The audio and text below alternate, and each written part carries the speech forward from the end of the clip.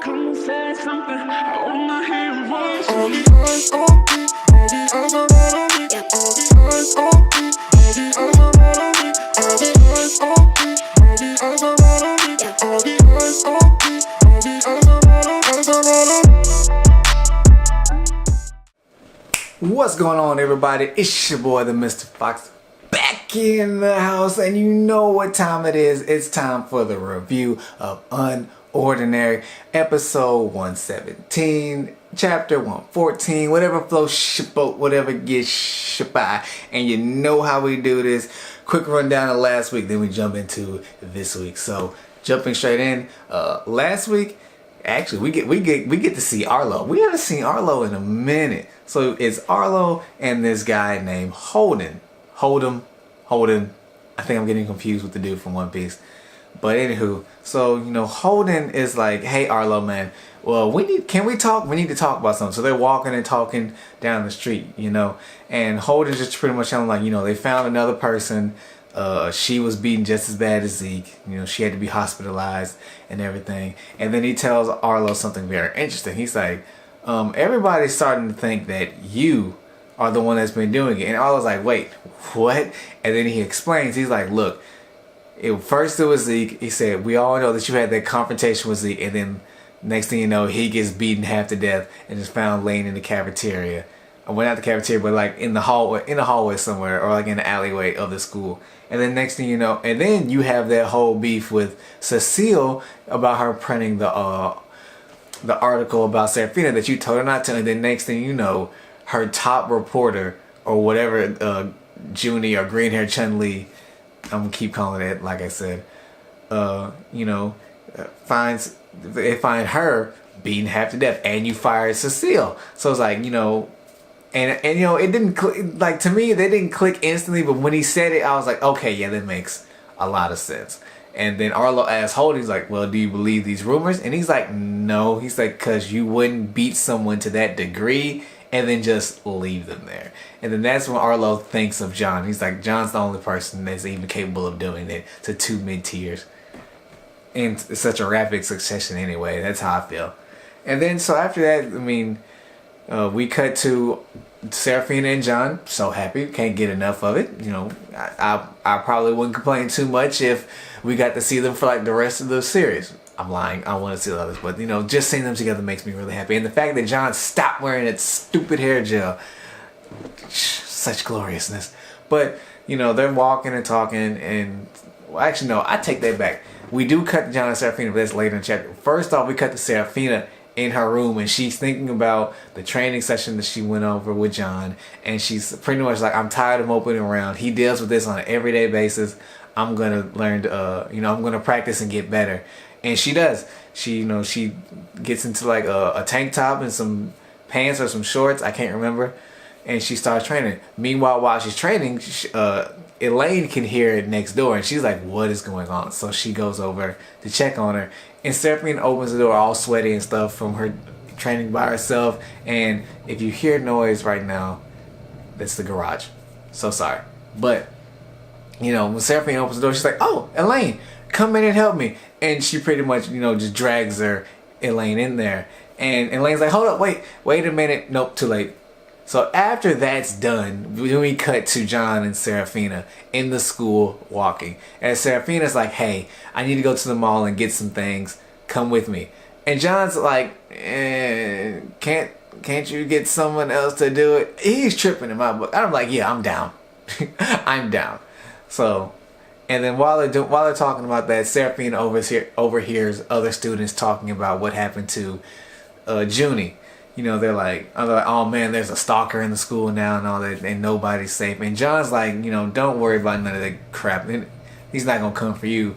And Serafina's like, why? He's like, how do you know? He's like, just a feeling. We all know. He's like, I'm not gonna beat you up. I beat them up for you. But yeah, I mean, so that's pretty much that's the end of the chapter, pretty much, with John smiling and walking off and Serafina chasing after him. It was real cute. So that is last week's chapter. Now, jumping into this week's chapter, I thought we were going to see what Arlo And Remy and them, I don't know why I'm really interested to see what is going down with them. I know Remy and them plan to do another little hero job and film it and send it to the news outlets and all that. But you know, still, I want to see the details on it.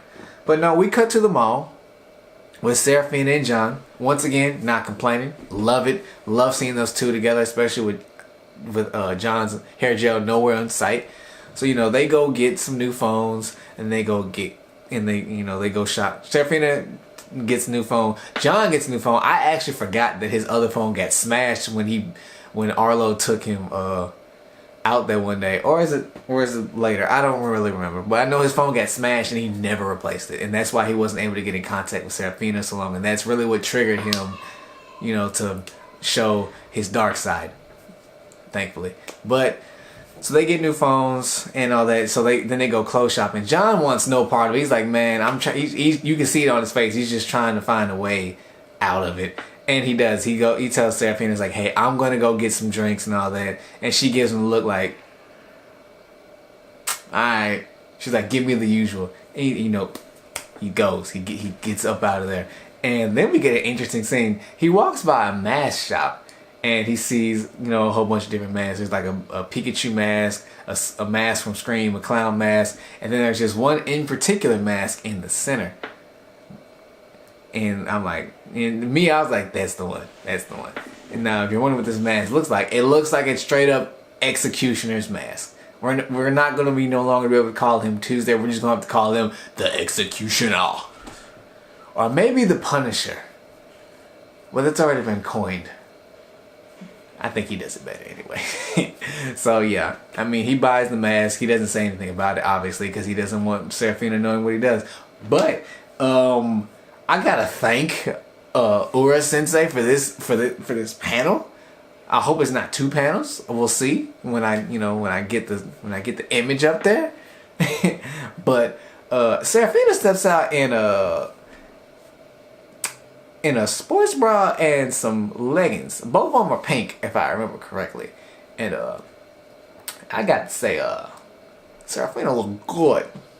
She looked real good.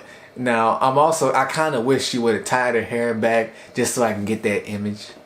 I mean, she looks good with her hair down, but seeing her with her hair up would have been dope too. But yeah, she looked good. Even John's like, hey, like you looking good. And she's like, okay, I'll buy it. And I'm like, yeah. So after that, we cut to them walking in the mall, doing what they do, walking and talking, just hanging out, being friends, being buds, man. What I love to see.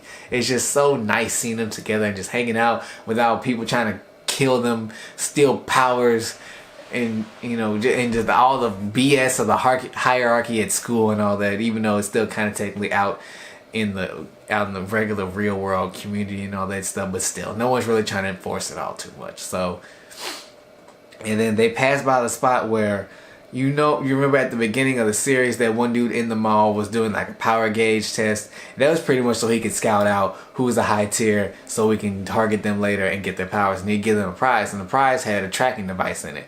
We found that out through Remy because she can sense electromagnetic pulses coming off devices.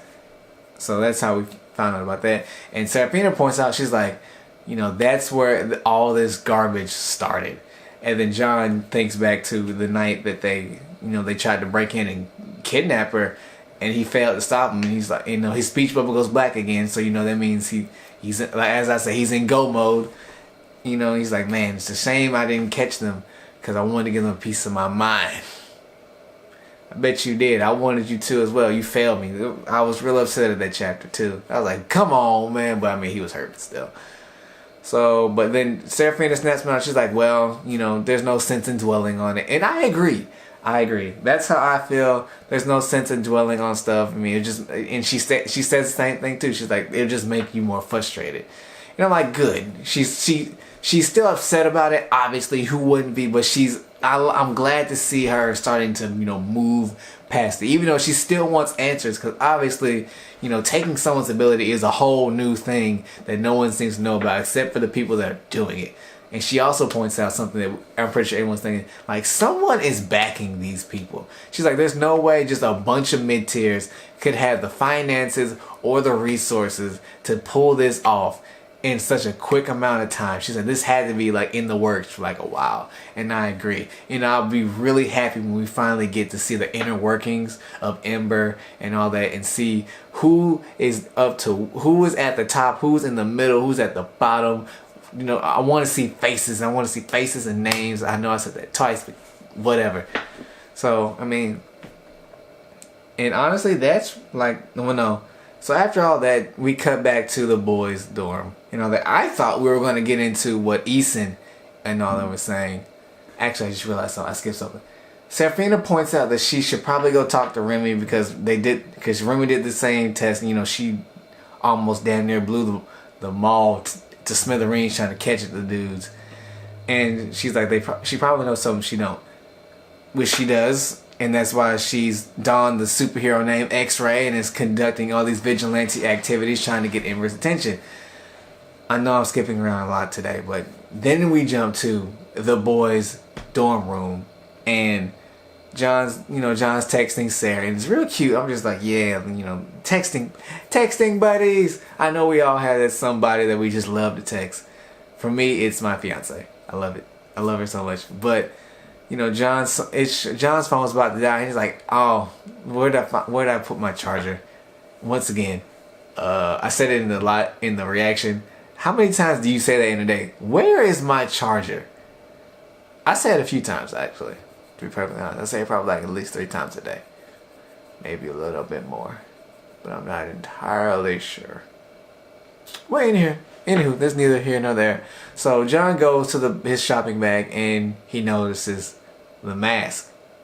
Like I said in the reaction, I guaranteed that he would by the end of that chapter we would see him have that mask. And he pulls it out, and then that's literally where the chapter ends. And him holding the executioner's mask, as I'm calling it.